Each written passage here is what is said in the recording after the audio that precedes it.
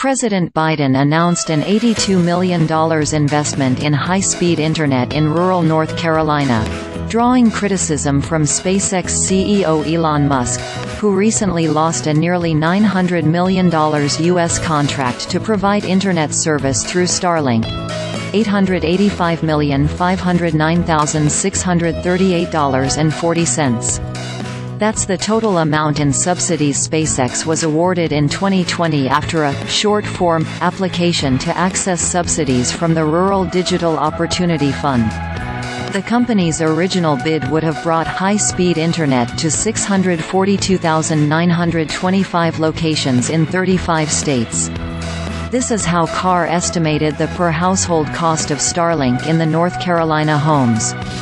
It is unclear through public records if North Carolina was one of the states SpaceX had bid to work on. SpaceX has not returned a request for comment from Forbes.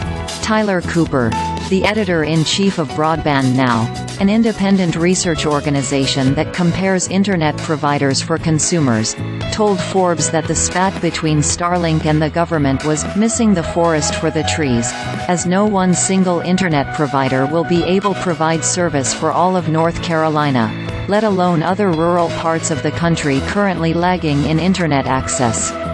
The fact is, fiber internet is the only technology we know of today that is capable of meeting the projected bandwidth requirements of the nation 10+ years from now, Cooper told Forbes in an email.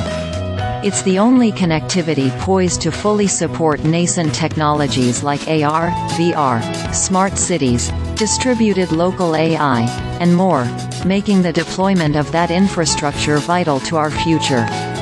Cooper said Starlink was still a fantastic option for rural America, but said federal funding should always prioritize investment in fiber. SpaceX's contract with the federal government was formally rejected in December, 2 years after their short-form application was accepted. According to the FCC, the company was unable to meet program requirements for funding. Carr issued a dissent on the decision in December, alleging the FCC only canceled the contract after President Biden gave federal agencies a green light to go after Elon Musk in November 2022, after he purchased Twitter. Carr also insisted the cancellation will cost the government a magnitude more money to provide rural areas with high-speed internet. Extending high-speed fiber lines to these same areas will likely cost somewhere in the neighborhood of $3 billion based on past bidding patterns and analysis. More once you start accounting for inflation, Carr wrote in his dissent.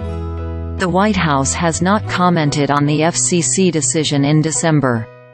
Biden's announcement on Friday was only a small part of the president's rural internet plan, which is intended to increase high-speed internet access for millions in rural areas across the country.